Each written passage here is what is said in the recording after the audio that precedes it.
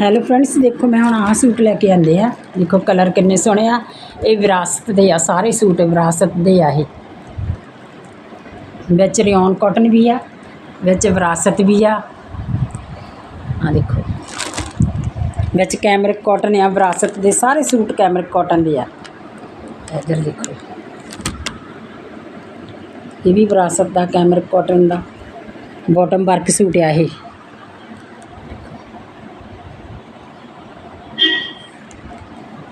ਇਹ all over ਆ 5 metre suit, बहुत प्यारा कपड़ा है।